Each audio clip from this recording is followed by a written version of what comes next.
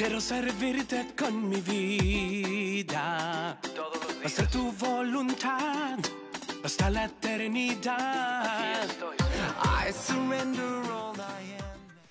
Muy buenos días, muy buenas tardes, muy buenas noches. Gracias que nos acompaña y que nos sigue aquí en su canal, nuestro canal Coro Metusael Coro Litúrgico. Nos da muchísimo gusto que nos acompañe, nos da muchísimo gusto que nos escriba. Y bueno, que estemos aquí juntos, ya llevamos un buen rato juntos, ustedes que están allá en casa y nosotros que estamos aquí grabando estos videos.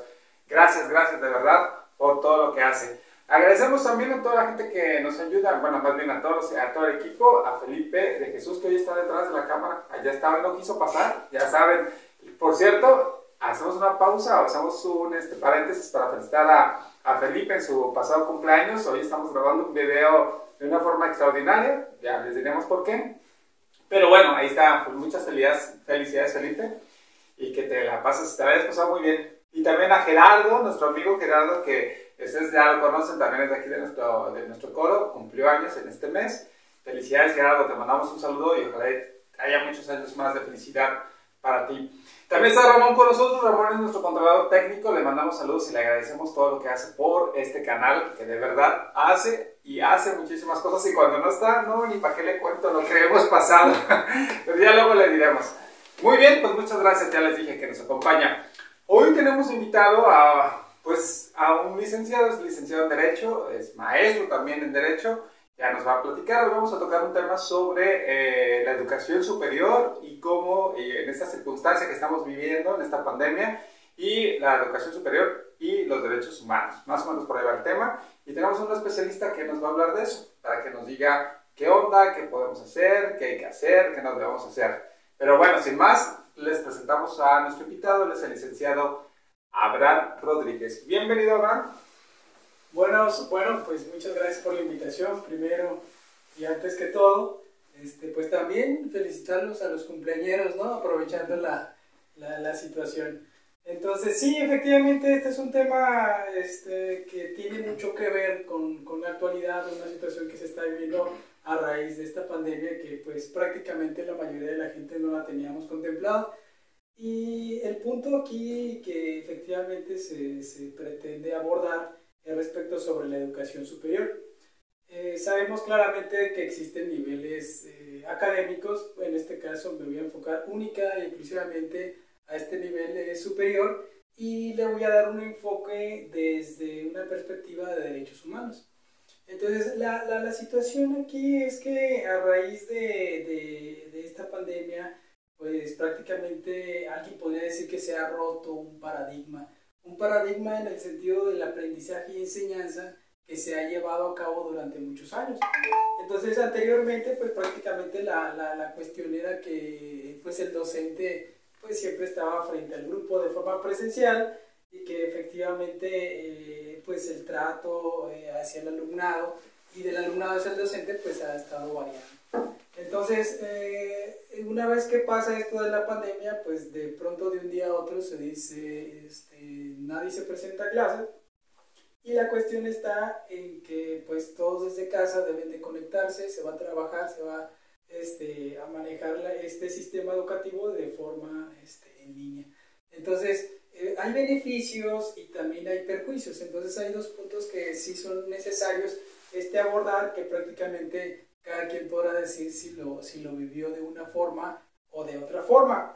Pero bueno, algunas de las desventajas que se ha estado evidenciando es prácticamente una es la falta de los materiales o de los recursos, que pues prácticamente se ha evidenciado. Recuerdo que a veces había algunos exalumnos o algunos alumnados que de pronto tenían una cierta cantidad de dinero ahorrada o una inversión en los libros, porque probablemente el docente se los encargaba porque eran unas bibliografías que se iban a estar trabajando en clase, y de pronto se gastan eso al inicio casi de semestre, porque recordemos que esto pasó en marzo. Entonces les encargaba, invertían, que a veces, bueno, ya cada libro pues sí varía su costo. Entonces la situación está en que había quienes ya habían invertido, se pasa esto y resulta que ahora se tienen que conectar en línea, y la falta de conocimiento por manejar una computadora, la falta de manejar estas apps o estas plataformas digitales, pues prácticamente mucha gente no las conocía. Ni muchos maestros tampoco. Sí, y exactamente, y muchos docentes también desconocían de esta situación, del conocimiento de plataformas, ¿no? Entonces, había de pronto o hubo gente que no tenía una computadora para poder conectarse, o gente que su celular simplemente no soportaba un programa exactamente en la red. Entonces hubo muchas situaciones donde no nada más los materiales, los equipos, sino también los sectores o los lugares, ¿no? En ocasiones se generó que no había cableado, que de pronto la red no alcanzaba a ciertas partes de la población, y pues esto prácticamente genera una situación para empezar, de incomodidad. Entonces uno piensa de pronto y dice, bueno, si hay una situación que se está generando en ese sentido, ¿cuál sería la solución de llegar a llevar a cabo una educación? Y cuando falta todo esto es una problemática, tajantemente es una problemática. Entonces, bueno, la cuestión está aquí que mientras se llevaban a cabo este tipo de situaciones, ¿qué estaba realmente haciendo el Estado o qué está haciendo el Estado, ¿no? para poder llevar a cabo esta solución de la problemática, ¿no? Entonces, el punto de vista respecto de los derechos humanos sí tiene que ver, porque recordemos que nuestra Constitución, nuestra Carta Magna, la máxima en nuestro país, pues prácticamente garantiza el acceso al Internet. Entonces, esto pues prácticamente está establecido en el artículo 6º constitucional, y asimismo el artículo 3º constitucional refiere lo que es la educación superior en su fracción 10ª. Entonces, si el Estado está obligado a garantizar la educación, pero también está obligado a tener el acceso a las tecnologías, a la banda ancha y en consecuencia el Internet, bueno, entonces, ¿de qué forma está operando el Estado, ¿no? Entonces, los derechos humanos sabemos claramente que a nivel internacional pues son obligatorios, y es el Estado el que debe de intervenir. Entonces, ese enfoque de derechos humanos, cuando de pronto se hace el análisis de realmente cuál es la obligación, podemos hablar de una figura que es el acceso. Entonces, si el Estado otorga los medios para que la población tenga el debido acceso, entonces será una ventaja enorme. Pero ¿qué pasa si la población tiene, o esos pequeños sectores, de pronto sí tienen el acceso, pero no tienen los equipos?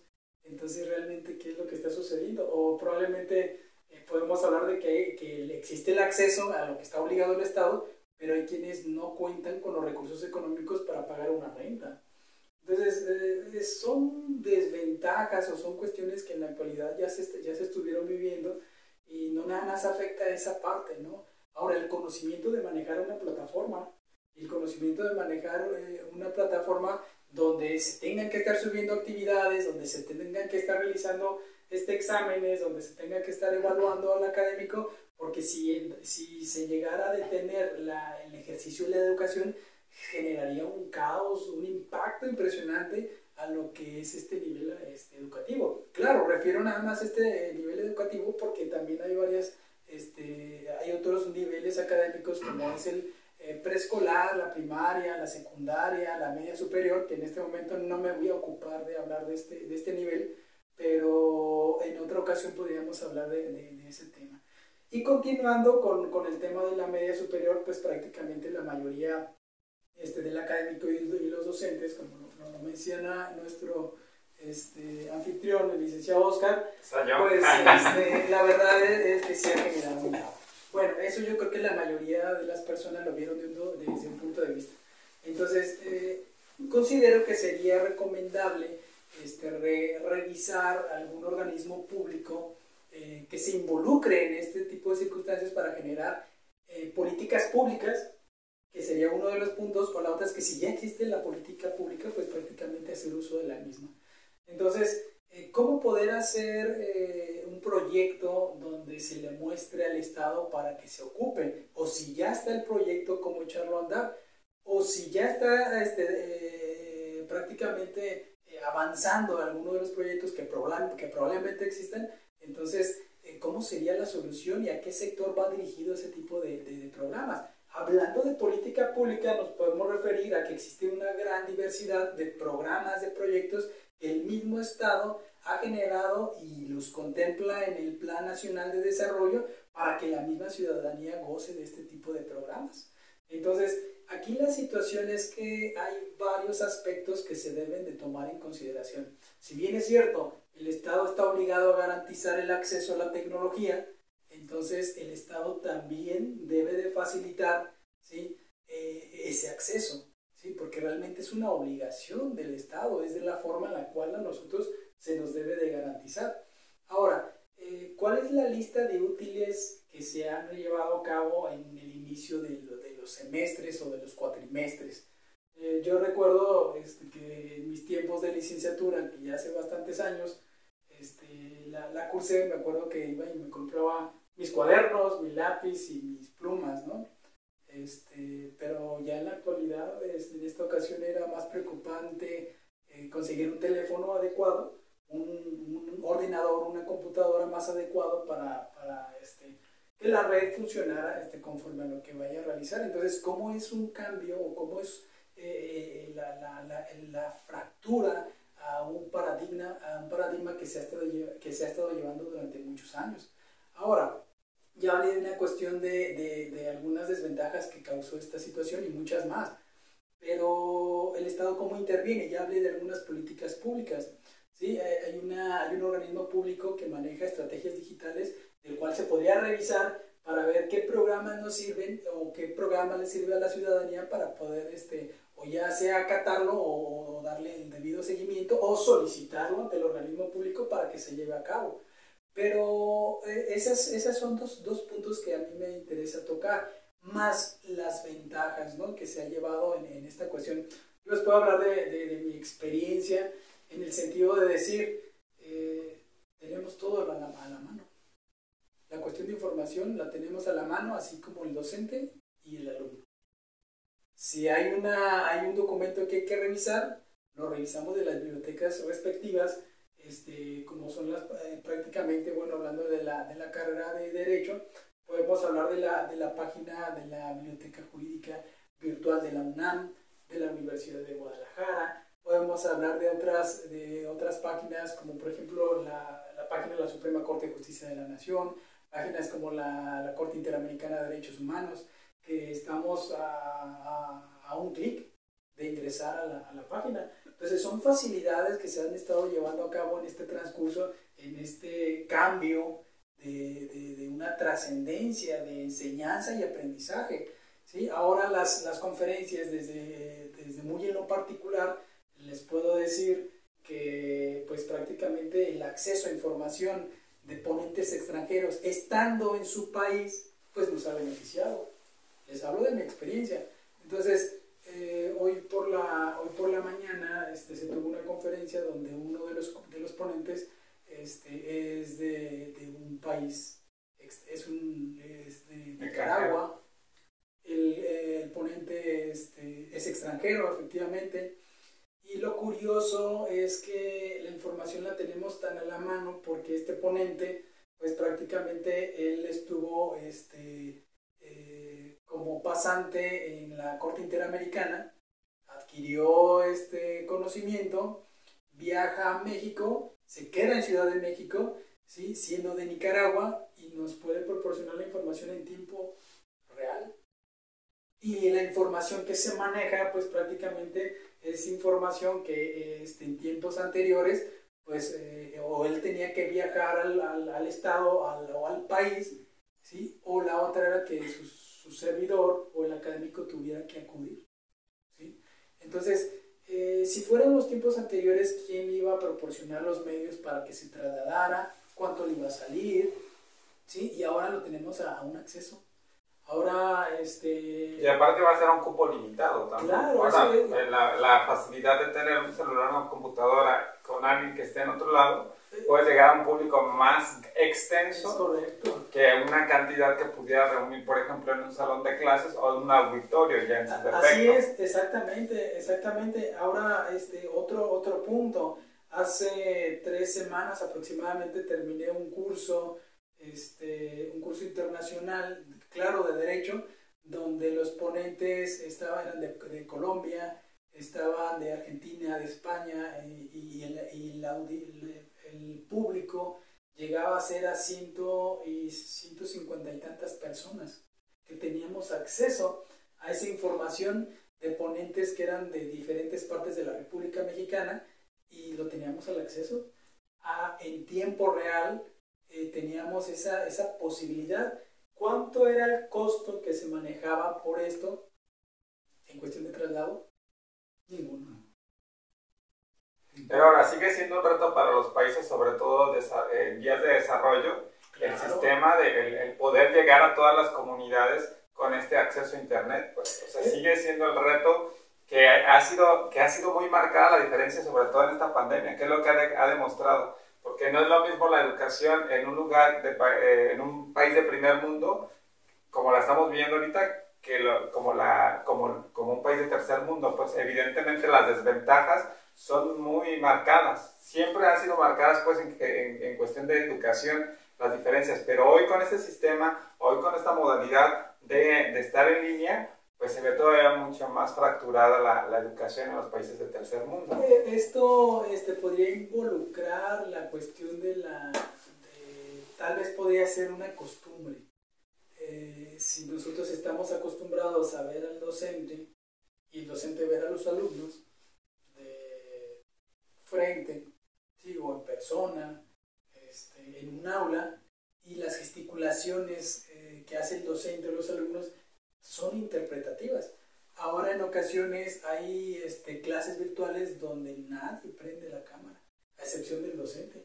Y es una cuestión de derechos humanos también. Es una cuestión aquí en que también el docente en ocasiones la paga. Entonces hay un punto importante que, así como ya mencioné el derecho humano, que es catalogado el derecho al internet desde el 2011 por la Asamblea General de la ONU, también el derecho a la privacidad es un derecho humano que también debe de respetarse, y que el Estado también está obligado a proporcionar, ¿sí?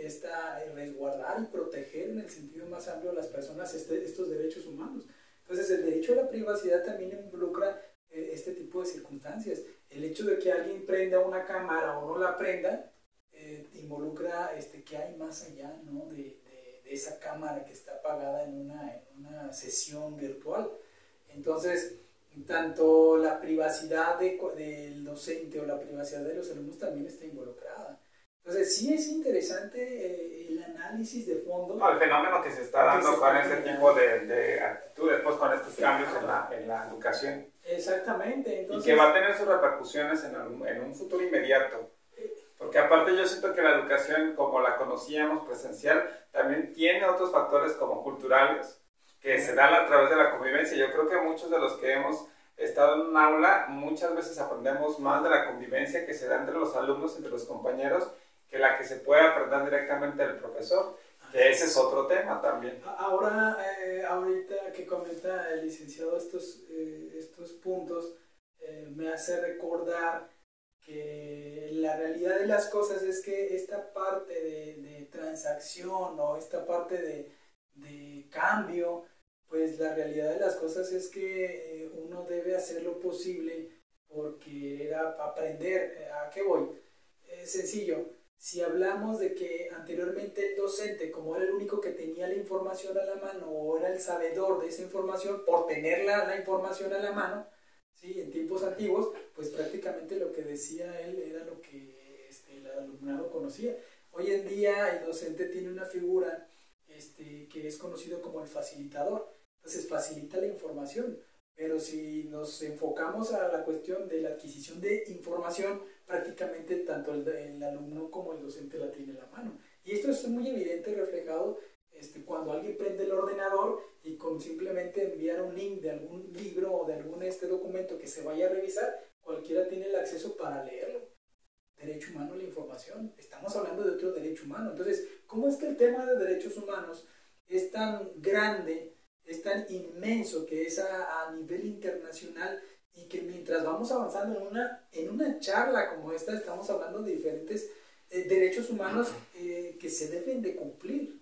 Entonces, hay una situación que sí hay que tomar muy en cuenta y que se ha comentado en el sentido de decir, yo aprendo menos o más cuando el docente está frente o no.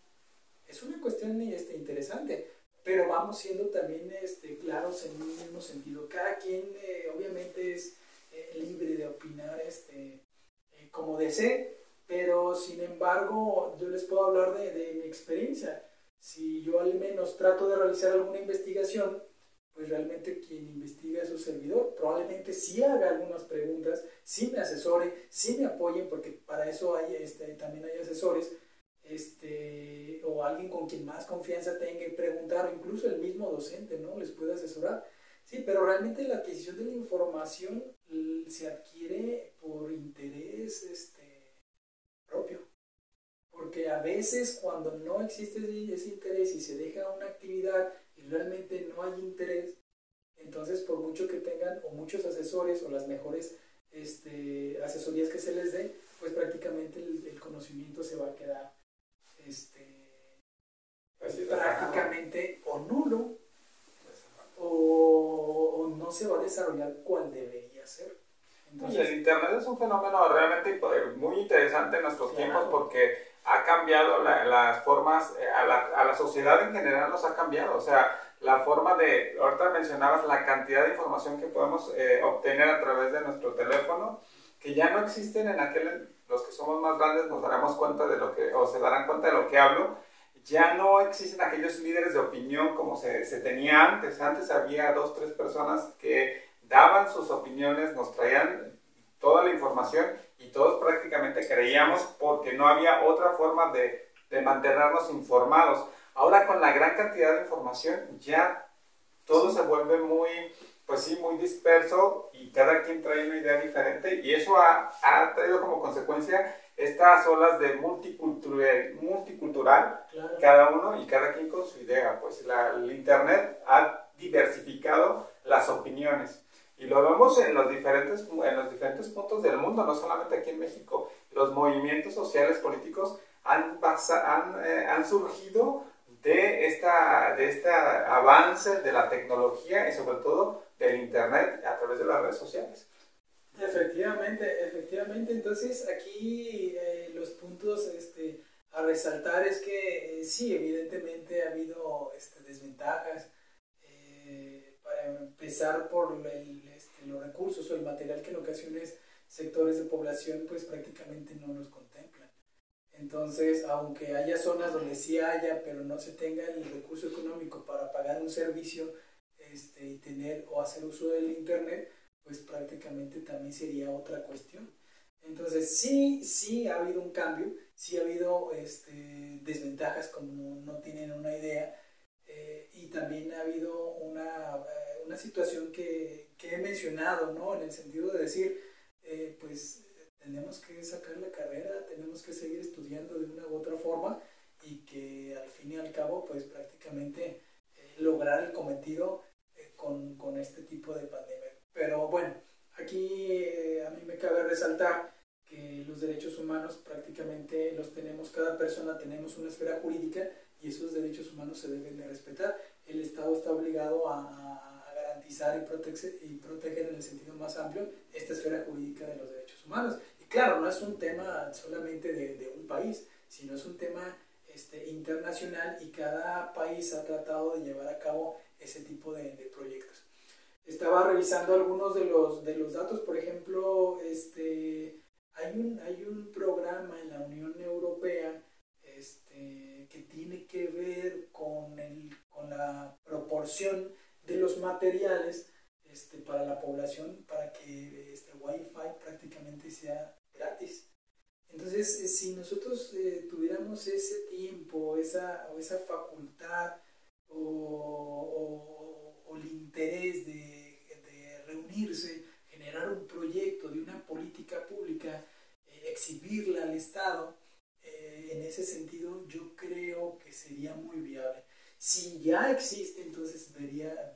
posibilidad de que el Estado pues prácticamente está accionando. Si ya lo está accionando, me imagino que sería en algunos sectores y que va avanzando poco a poco. Pero bueno, esto ya sería una cuestión de análisis y de investigación más a fondo, ¿verdad?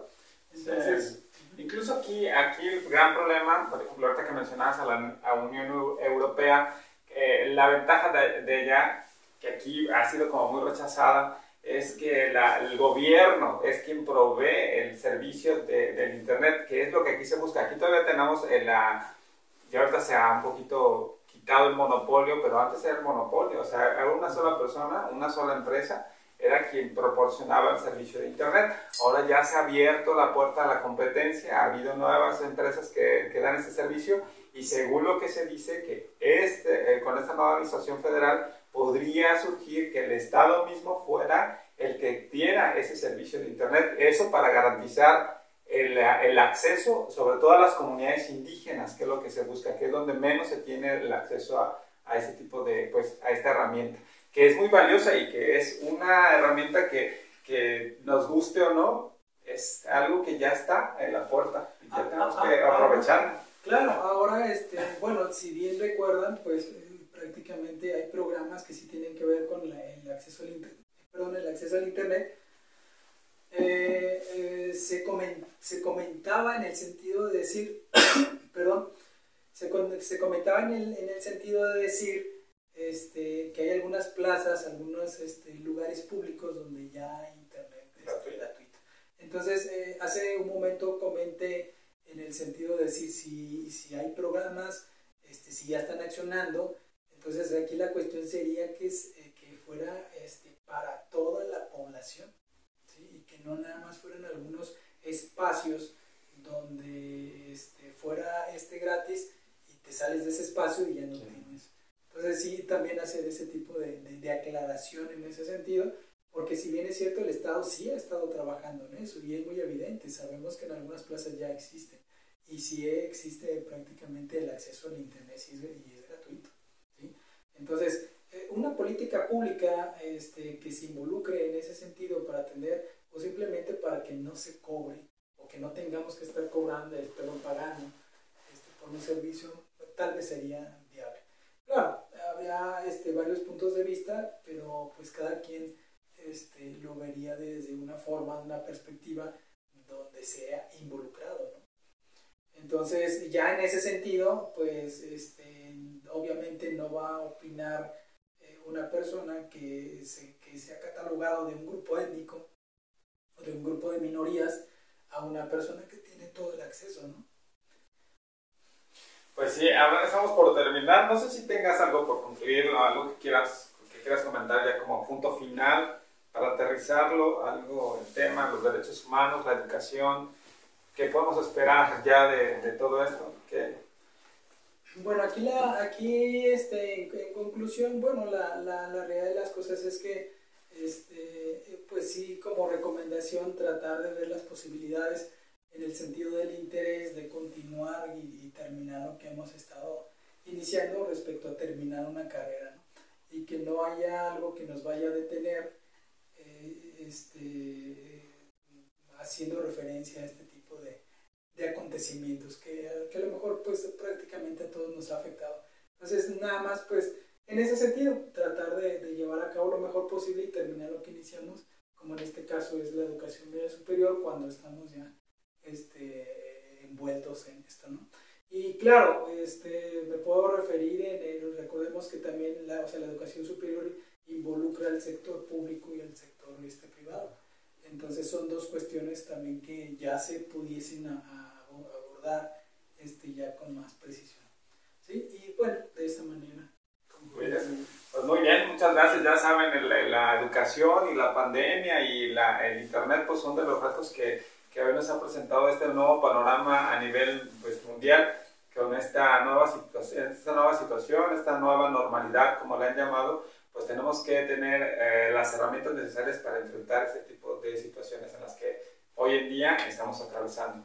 Y bueno, cada quien sabrá hacerlo de la mejor forma, si es que sabe o no, porque estamos experimentando, para todos es nuevo esta situación, pero bueno, esperamos que pronto salgamos de ella y la salgamos de una forma pues efectiva. bien, antes de irnos, ya saben, tenemos saludos. La semana pasada grabamos un video con nuestro amigo y también compañero de aquí de la parroquia Pablo. Estuvimos hablando de la importancia de la literatura. La verdad tuvimos muy buena respuesta, lo cual agradecemos a todos ustedes.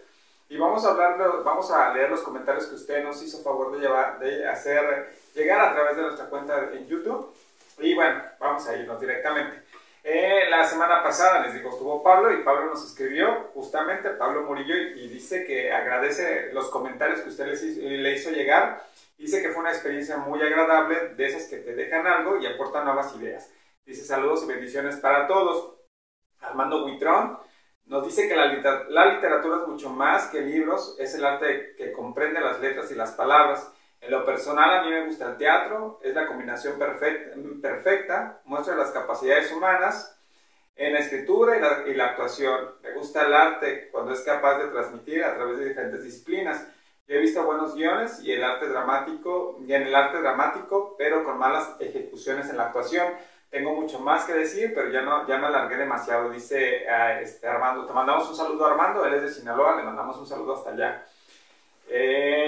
Sea Jiménez dice, la verdadera belleza del hombre está en su cerebro. Rica charla, yo no leo mucho, pero después de oírlos ya me dieron ganas. Dice que su propósito va a ser leer más y bajar unos kilos. Pues ojalá y cumplas uno de los dos, o lo cumpla los dos. Efraín Guzmán pone un minuto específico y dice que Carlos Monsiváis se volvió muy rebuscado. Hablamos la semana pasada que yo decía, no Pablo, eso fue un comentario mío, que a mí me parecía que Carlos Monsiváis de repente había textos que no se le entendían justamente por el lenguaje que utilizaba en sus narrativas. Pero dice Efraín que él se volvió muy rebuscado, Carlos Monsiváis, con el tiempo. En sus inicios su lenguaje era muy sencillo. Cuando escribía las crónicas de la Ciudad de México era muy agradable. Te lo recomiendo, dice. Saludos a Pablo Murillo y buen conversador. Pues sí, yo también recuerdo que le decían que él escribía en un periódico que en la Ciudad de México, me parece que era para el Universal, algo así, y él escribía una columna semanal y empezó escribiendo las crónicas sobre la Ciudad de México y dicen que era muy bueno. Yo no me tocó leerlo, yo leí otros libros de él y la verdad a mí no me gustó, no me gusta su estilo.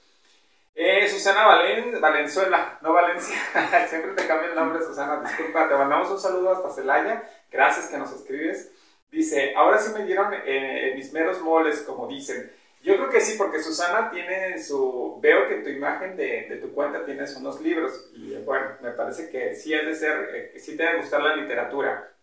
Dice, la literatura es otro mundo dentro del mismo mundo en el que vivimos. Fíjense, ahorita hablamos del internet, pero también los libros no dejan de ser una experiencia agradable. Yo creo que el internet, desde mi punto de vista, no va a poder desplazar a los libros como los conocemos, porque la experiencia de tocar un libro, de ir incluso a comprar el libro, el olerlo, ya te genera un mundo diferente, como tú lo dices, Susana, en un mundo en el que vivimos. Entonces me parece que la experiencia de leer un libro no va a ser desplazada, espero que no, y esa es mi opinión.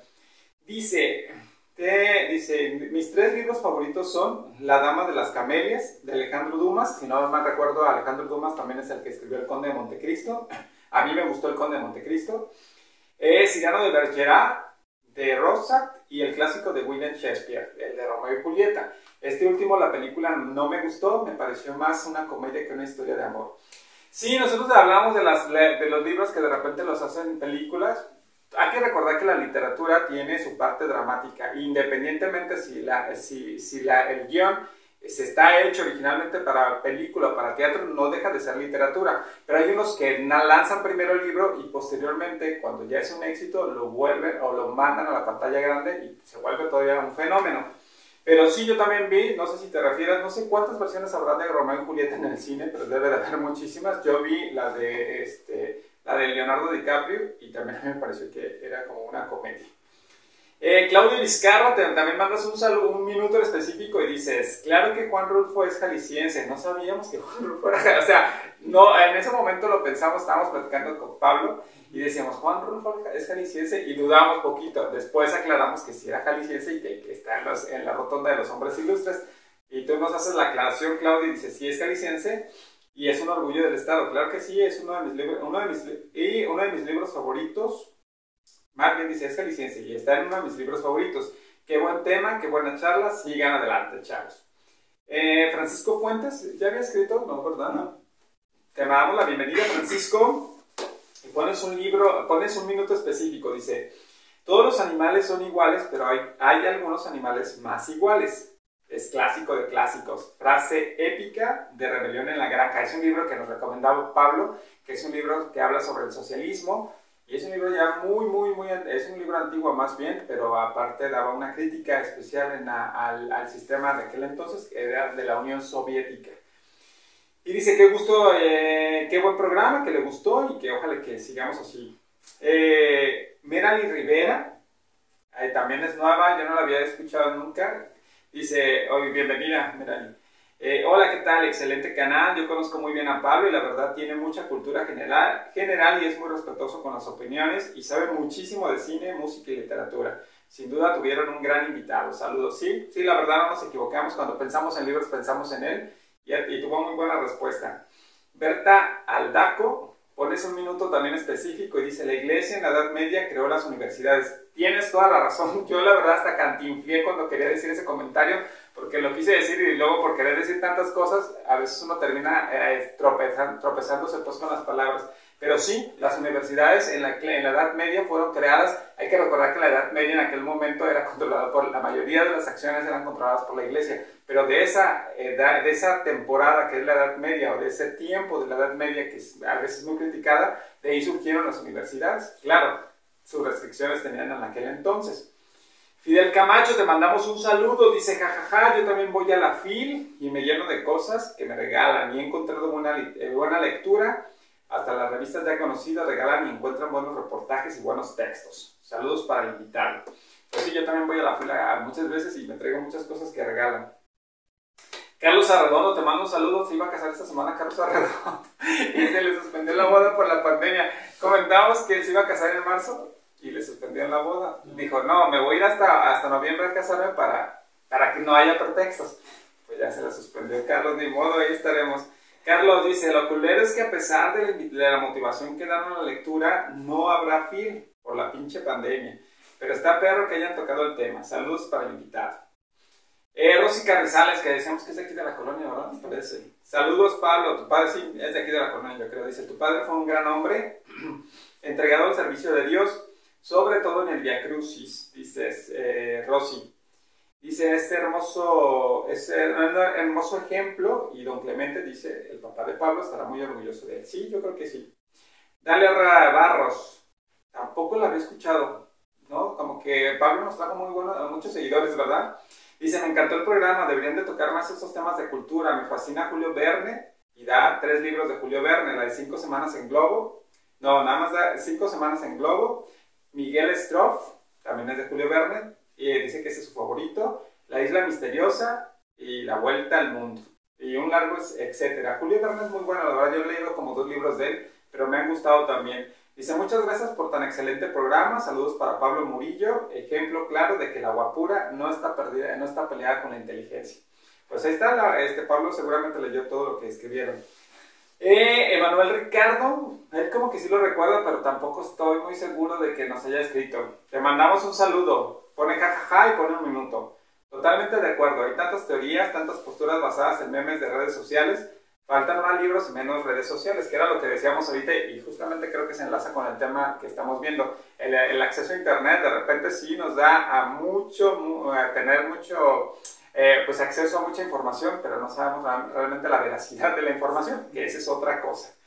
Y él pone 3 libros que le gustan, es la de Rayuela, de Julio Cortázar, que es buenísimo, a mí también me gusta, 100 años de soledad, de Gabriel García Márquez, por cierto, creo que es con el libro que ganó el Premio Nobel de Literatura, si no mal recuerdo, si no, al rato me van a corregir ahí en los comentarios, y el poema de Nueva York, de Federico García Lorca. Tengo muchos más, la lectura es mi mejor compañía. Pues saludo y bienvenido, Manuel. Sandra Aguirre, te mandamos saludos. Sandra Aguirre ya se comunicó contigo, Felipe, o todavía no.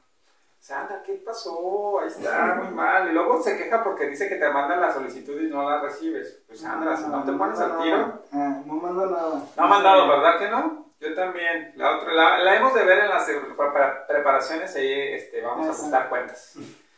Sandra, dices, buenos temas, qué buenos temas nos presentan. Dice, cada día me sorprenden más con sus invitados. Seguramente este invitado te va a sorprender también por todo el conocimiento que nos compartió. Me da gusto que vaya mejor. Dice, el de los libros he leído poco, casi todos fue cuando estaba en la escuela, los libros básicos de la etapa. En la secundaria me obligaron a leer Juventud en Éxtasis y me gustó y lo leí varias veces. Si valen las revistas, ahí sí soy muy frecuente. Pues sí, yo creo que cualquier texto que te haga pensar, que te despierte la creatividad, se vale. Juventud en Éxtasis, creo que si no me recuerdo, de Carlos Cuauhtémoc Sánchez, iba a decir Blanco, pero Blanco es el futbolista. Ay, no, hombre, ahorita me van a atacar. Pero sí, creo que es Carlos Cuauhtémoc Sánchez y era un clásico en aquel entonces. A mí también me lo dejaron en la secundaria y me parece malísimo. El cine merece, Enriqueta Guarro, dice, el cine merece no solo un programa completo, sino todo un ciclo. De cine sí opino, porque eso sí conozco, de libros no tanto. Saludos y excelente video. Roberto Esparza, te mandamos un saludo hasta San Luis Potosí. Dice, video inteligente para gente inteligente. Lo único malo del video es que tiene un final muy atropellado. ¿Sabe por qué? Tuvimos un problema, ya lo habíamos comentado, pero salió, la entrevista con Pablo salió íntegra y por eso así lo lanzamos. Y dice, hay personas que desprecian la literatura y ponen entre paréntesis que los ingenieros, sin saber que la literatura está en todo, la música, el cine, cuando usamos metáforas, es también literatura. Mi libro favorito es Flores del Desierto, de José Martí. Sugerencia, dediquen un programa completo para cine. Sí, ya lo estamos planeando, ¿verdad? Ya tenemos ahí también algunos invitados. Esaí Guzmán, también te mandamos un saludo. Dice, en la prepa me obligaron a leer El Principito de Anthony, y El Periquillo Sarmiento de José Joaquín. Ese es un clásico y es muy bueno. Para empezar a conocer historia, yo creo que no hay como empezar a leer El Periquillo Sarmiento. Es buenísimo, la verdad se lo recomiendo. Fue un rollo para terminarlo, pero fue cuando entró a la prepa que empezó a tomarle cariño a la literatura y desde entonces sigo con ese buen hábito. Pues qué bueno. Lupita Arroyo también había hablado, ¿no, verdad? Bienvenida, Lupita, aquí y ojalá que nos sigas escribiendo. Dice, saludos muchachos y que sigan los éxitos. Del tema no opino porque no sé. Pues ahí te puedes aplicar, Lupita. Uriel Segovia, saludos, excelente invitado. Soy de los que se duerme leyendo. 50 en las revistas de carros y de motos como literatura, ahí sí conozco. Pues sí cuentan, puedes empezar, es un buen inicio. Yo creo que todos empezamos leyendo textos muy simples. Carmen San Juan, saludos muchachos, me da gusto que estén en cosas buenas. Saludos para todos, Felipe y todos los que hacen posible este programa. Pues ahí está, Felipe está aquí atrás de las cámaras y ya está escuchando tu saludo y aparte te respondió. Les recuerdo que los comentarios que contestan es Felipe, el que nos encarga. Marina, te mandamos un saludo y ojalá ya nos podamos ver pronto, ¿verdad? Porque no nos hemos visto por la pandemia. Te mandamos un saludo, dice, muchas felicidades al compañero, es muy buena charla y muy nutritiva. En la literatura, es muy nutritiva en la literatura que me invita a leer y conocer el mundo a través de los libros. Muy bien. Evelia, te mandamos un saludo también, dije, jóvenes guapos y talentosos. Y por lo que veo, cultos. Qué buena charla, muy agradable el invitado, con mucho conocimiento. Y pones un minuto y dice, nada que ver con el copetón de Peña Nieto. Bueno, es que decía yo, le preguntaba a Pablo sus 3 libros y le decía, ¿sí sabrás decirlos o estarás como Peña Nieto que no se puede decir los 3 libros? Pues no, nada que ver, pero mira, él sí supo contestar. Y dice que a ella le gusta Jorge Luis Borges, que le gusta mucho la literatura de él. La de Luna Enfrente, dice que lo lea y que me va a gustar. Celia Cruz, saludos y Dios los acompañe en su caminar. Seguro tu papá está en el cielo. Se refiere obviamente a don Clemente y ese es un mensaje para Pablo. Y desde ya te apoya en toda la vida. Gracias por compartir tu conocimiento. Julia Segura tampoco, es nueva también, ¿verdad? Al canal, bienvenida. Saludos, soy nueva. Mira, aquí dice, saludos, soy nueva. Ya casi vi todos los videos, pues ojalá y este también lo veas y también nos comentes. De la lectura les puedo decir que el TV y Notas es lo único que leo.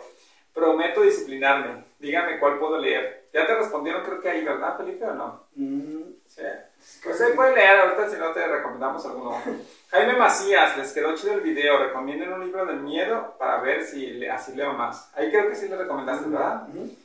Felipe Orquídea, a gusto la charla. No leo mucho, pero me gusta cómo platican. Me gusta mucho su canal. Pues qué bueno. Héctor Aguilar, la literatura es la mejor herramienta contra la ignorancia, te amplía tu criterio para tomar mejores decisiones y elegir mejores gobernantes. Qué gusto ver que hay jóvenes que se interesan por la lectura. Saludos para todos. Federico Aguiar, ¿por qué le cortaron al video? ¿Le sacaron al parche? No le tengan miedo al peloncho del gobernador. Eso porque hablamos un poquito del tema, de política, perdón. Dice, se pasaron. Del libro casi no sé, solo los básicos que te obligan a leer en la secu y en la prepa. Leí la biografía de Jim Morrison y me gustó. De hecho, la leí varias veces. Tú también leíste la de Morrison, ¿verdad? Yo también lo leí, a mí me gustó. Está padre, está chido. Yo no sé si tenga varios libros de su biografía, pero yo leí, no recuerdo el escritor, pero lo leí, creo que fue de los primeros libros que leí. Ernesto Sumón, te mandamos saludos. Mira, también nos escribió y dice, después de que hicieron este video, la UNESCO declaró a Guadalajara como capital mundial del libro. ¿Será que se volvieron como los Simpsons que